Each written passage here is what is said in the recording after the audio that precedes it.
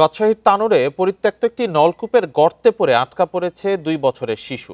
বুধবার বেলা 1টার দিকে তানোরে স্বাধীন নামের 2 বছর বয়সী শিশুটি গভীর গর্তে পড়ে যায়। পুলিশ জানায়, দীর্ঘদিন ধরে নলকূপটি পরিত্যক্ত অবস্থায় পড়েছিল। নলকূপটির পাশে খেলতে গিয়ে পাইপের ভেতরে পড়ে যায় শিশুটি। এ নিয়ে আরো জানাতে রাজশাহী থেকে যোগ দিয়েছেন সহকর্মী মুস্তাফিজুর রহমান। মুস্তাফিজ, উদ্ধার অভিযান এখন কোন পর্যায়ে আছে? শিশুটি বেঁচে আছে বলে ধারণা করা হচ্ছে। এখন সবশেষ কি খবর আছে আপনার কাছে, জানাবেন আমাদের।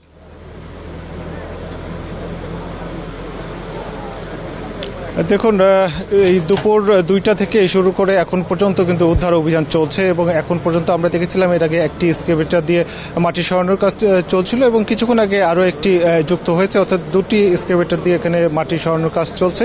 এবং ফায়ার সার্ভিস যে বিষয়টি বলছে যে তারা বাচ্চাটি হয়তো আটকে আছে, সেটি 35 থেকে 40 ফিট গভীরে সে আটকে আছে। এবং আমরা দেখেছিলাম যে ঠিক 9টার সময় তারা ক্যামেরা নামিয়ে শিশুটির অবস্থা তারা দেখার চেষ্টা করছিলেন বা বোঝার চেষ্টা।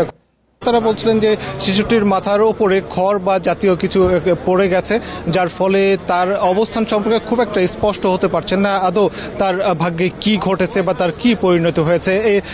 এর আগে আমরা দেখেছিলাম যে ফায়ার সার্ভিস কর্মীরা বলছিলেন যে তাদের শিশুটি যে চিৎকার করছিল সেই চিৎকারটি তারা শুনতে পাচ্ছে,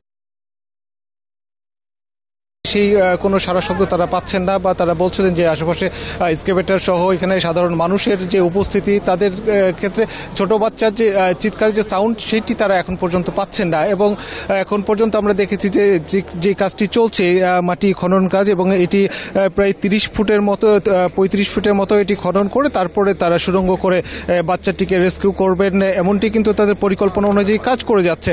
কিন্তু এখন পর্যন্ত আমরা যতটুকু দেখেছি, দুটো এক্সকেভেটর দিয়ে এখন পর্যন্ত প্রায় 28 ফিটের মতো তারা খনন করতে সক্ষম হয়েছেন এবং তারা বলছেন যে তারা তাদের যত দ্রুত পারে বাচ্চাটিকে রেস্কিউ করার তারা চেষ্টা করছেন। এবং ঘটনাস্থলে আমরা দেখেছি যে সেনাবাহিনীর সদস্যরাও এসেছেন এবং এখানে উদ্ধার তৎপরতায় বেশ কিছু বাধার সম্মুখীন হতে হচ্ছে, বিশেষ করে স্থানীয় যে উৎসুক জনতা রয়েছে তাদের ক্ষেত্রে কিছুটা উদ্ধার তৎপরতা কিছুটা হলো ব্যাহত হচ্ছিল।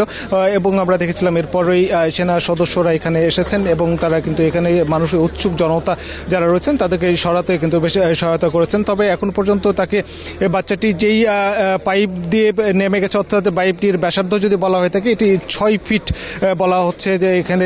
এবং এখানে এখন পর্যন্ত বাচ্চাটিকে অক্সিজেন দেওয়া হচ্ছে।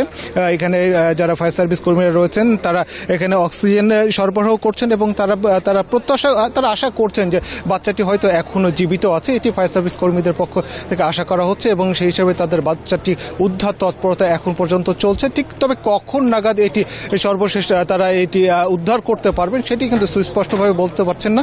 তবে তারা উদ্ধার তৎপরতা চালিয়ে যাচ্ছেন এবং তারা বলছেন যে তাদের এই কর্মকাণ্ডে কোনো ঘাটতি নেই এবং তাদের আন্তরিকতার সঙ্গে তারা প্রচেষ্টা করছেন যে বাচ্চাটিকে যেন জীবিতভাবে উদ্ধার করা যায়। তো রাজশাহী থেকে এই ছিল সর্বশেষ।